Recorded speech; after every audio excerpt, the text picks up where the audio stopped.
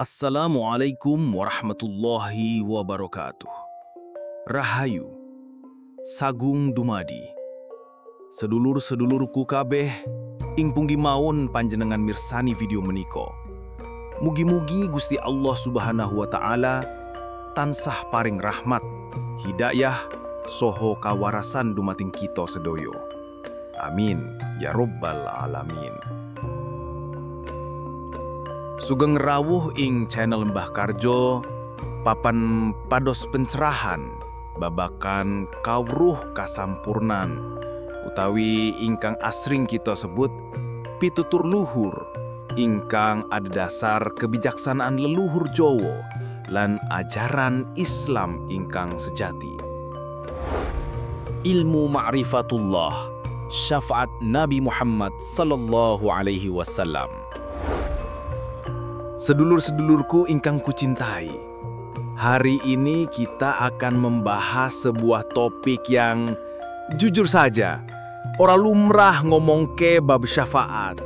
Bahkan kewan aja nganti keblinger, alias ini bukan sembarang obrolan. Ini bukan hal yang biasa kita bicarakan di warung kopi atau bahkan di mimbar-mimbar dakwah secara mendalam. Banyak yang salah paham, banyak yang keblinger dalam memahaminya.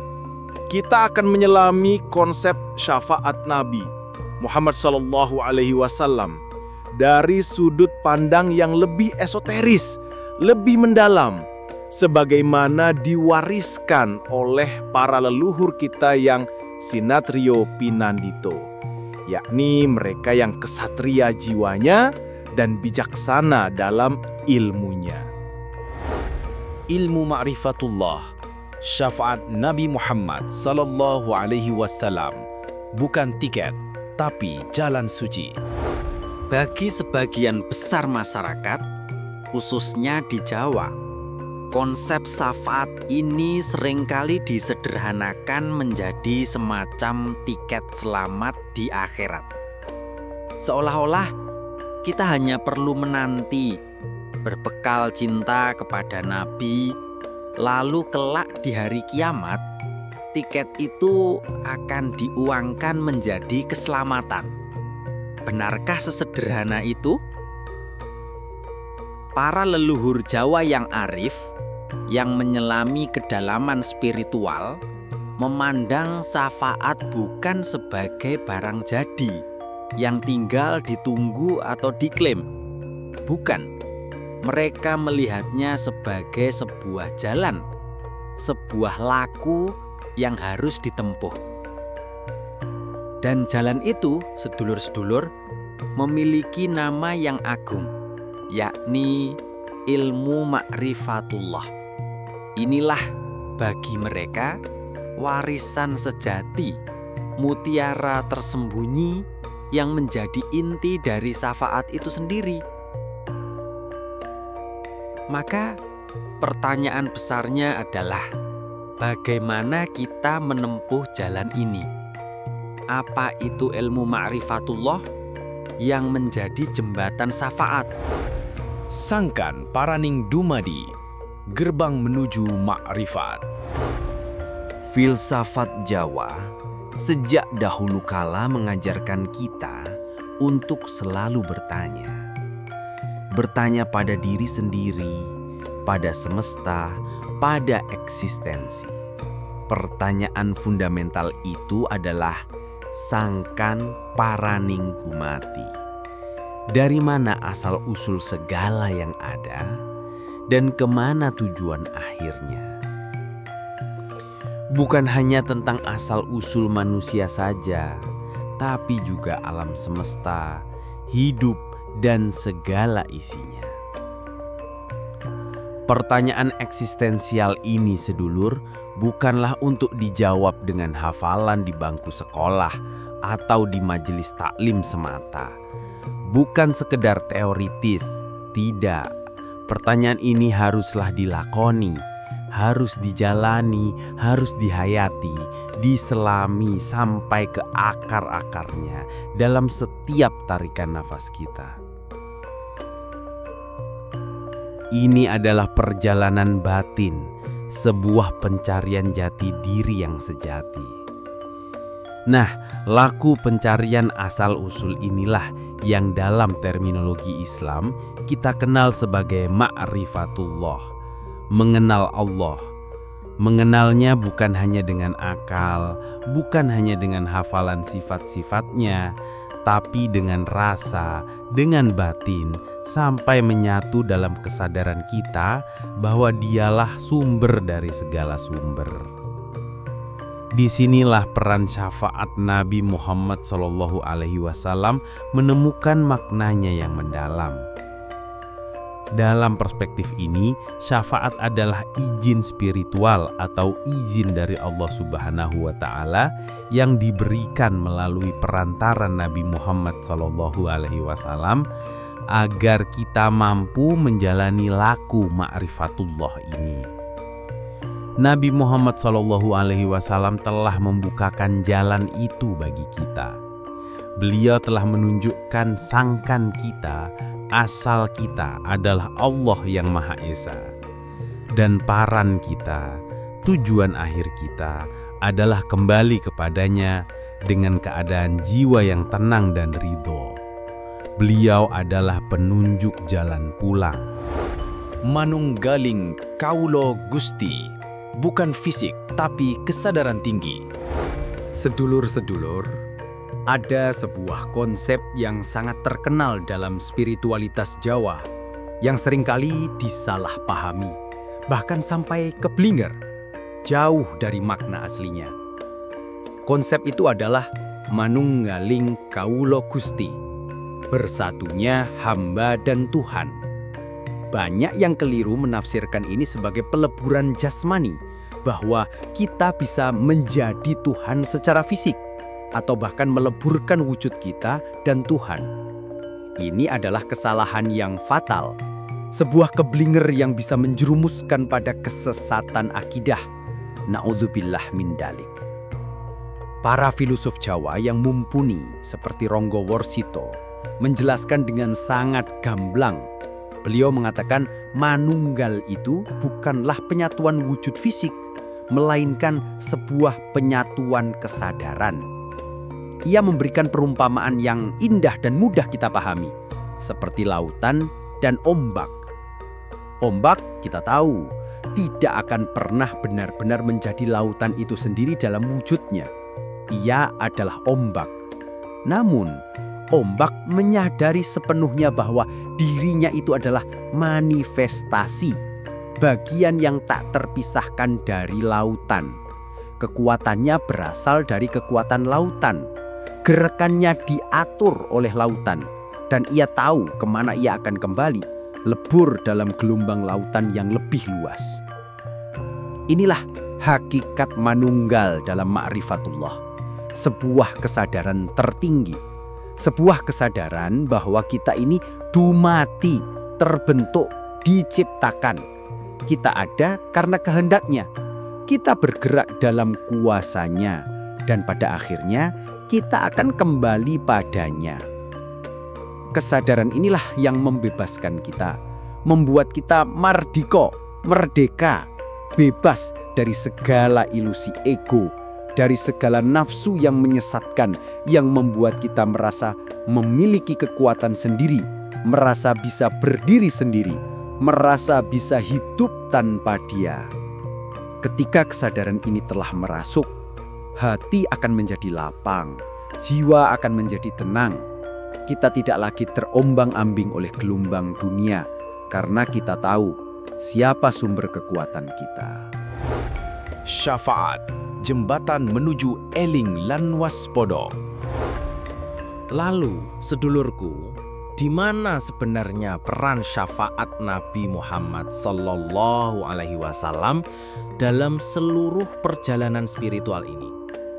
Jika ma'rifatullah itu adalah puncaknya, maka apa fungsi syafaat?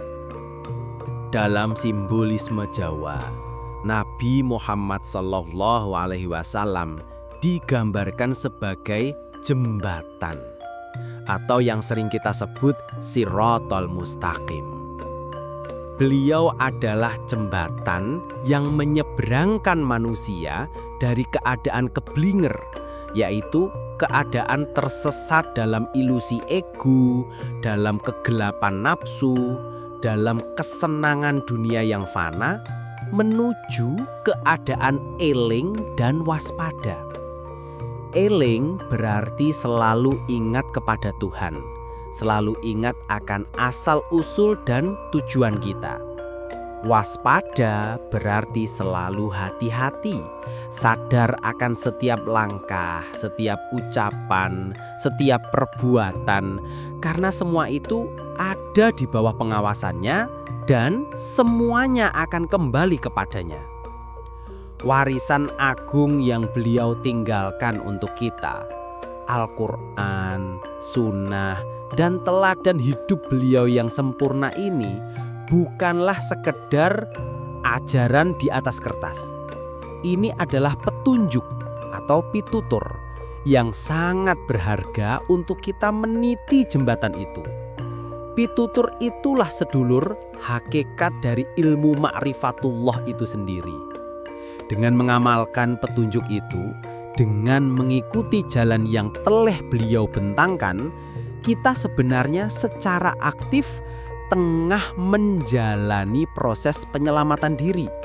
Ini adalah syafaat yang aktif yang kita jemput dengan laku dan amal, bukan syafaat yang hanya kita tunggu dalam pasif.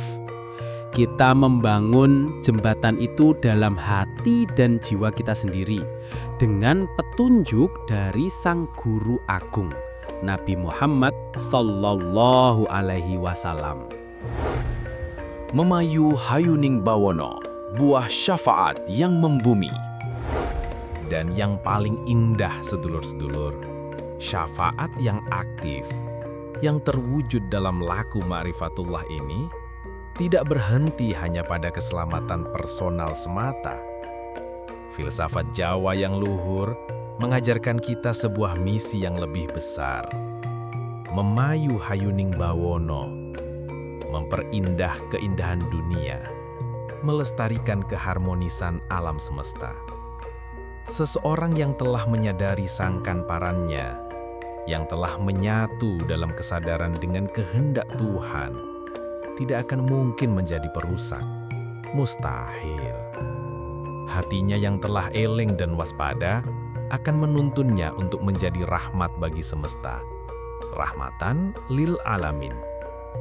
Setiap tindakan, setiap ucapan, setiap langkah hidupnya akan menjadi selaras dengan alam karena ia melihat manifestasi Tuhan dalam segala ciptaannya. Ia akan menjaga bumi, menyayangi sesama, menghormati makhluk lain, karena semua itu ia pandang sebagai bagian dari keagungan Sang Pencipta. Inilah sedulur, syafaat yang membumi. Syafaat yang tidak hanya menyelamatkan pelakunya di akhirat kelak, tetapi juga membawa keselamatan, kedamaian, dan keberkahan bagi lingkungan di sekitarnya, bahkan bagi seluruh alam di dunia ini. Syafaat yang melampaui batas pribadi menjadi benih kebaikan universal. Kesimpulan, syafaat adalah laku, bukan tunggakan.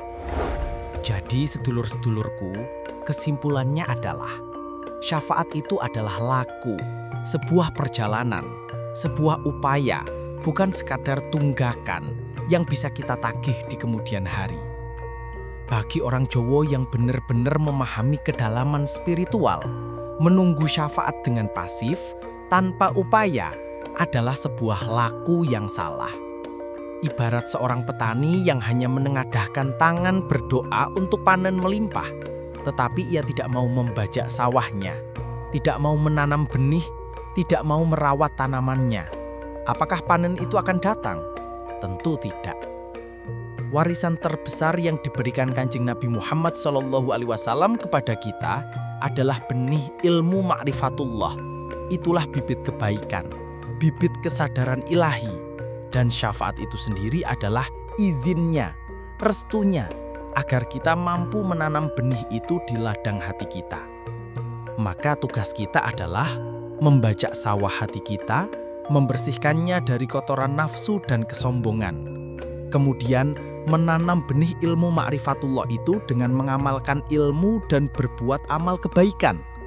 Dan yang terakhir, merawatnya dengan dzikir yang tak putus, dengan kontemplasi mendalam atau semadi dalam tafakur, serta dengan senantiasa menjaga hati agar tetap eling dan waspoto. Panennya, sedulurku, adalah kesejatian hidup, sebuah kesadaran ma'rifat yang membebaskan kita dari segala ketakutan duniawi, dari kecemasan akan masa depan, dan membawa kita pada kedamaian abadi, ketenangan jiwa yang hakiki. Itulah syafaat yang sesungguhnya, sebuah perjalanan pulang yang agung kepada penguasa hidup dengan mengikuti jejak dan petunjuk suci dari sang pembawa cahaya, Kanjeng Nabi Muhammad SAW. Pesan penutup, menguatkan hati, menjemput berkah. Ingatlah selalu pitutur luhur ini, witing becik iku saka becik ing ati, dene becik ing ati iku saka eling marang pangeran. Asal muasal segala kebaikan itu dari hati yang baik, dan hati yang baik itu berasal dari kesadaran ingat kepada Tuhan. Semoga apa yang kita bahas hari ini dapat memberikan pencerahan, membuka cakrawala pemahaman kita, dan menginspirasi kita semua untuk senantiasa menempuh laku kebaikan, meniti jalan ma'rifatullah demi meraih syafaat yang hakiki di dunia dan akhirat. Yen panjenengan ngrumaosi enten pencerahan utawi manfaat saking wedharan menika, monggo dipun like videonipun. Sumangga paring komentar ing kolom ing ngandhap. Monggo kita ajak padha rembukan, tukar kawruh utawi ngaturaken unek-unek panjenengan. Sampun kesupen ugi dipun share dhateng sinten mawon ingkang panjenengan ngrumaosi mbetahaken kawruh menika. Lan ingkang paling wigati, monggo dipun subscribe channel Mbah Karjo menika, supados panjenengan boten ketinggalan video-video sanesipun ingkang insyaallah saged nambahi kawruh lan pencerahan kangge kita sedaya. Mugi-mugi Gusti Allah tansah berkahi langkah kita. Salam rahayu, salam sejahtera. Wassalamualaikum warahmatullahi wabarakatuh.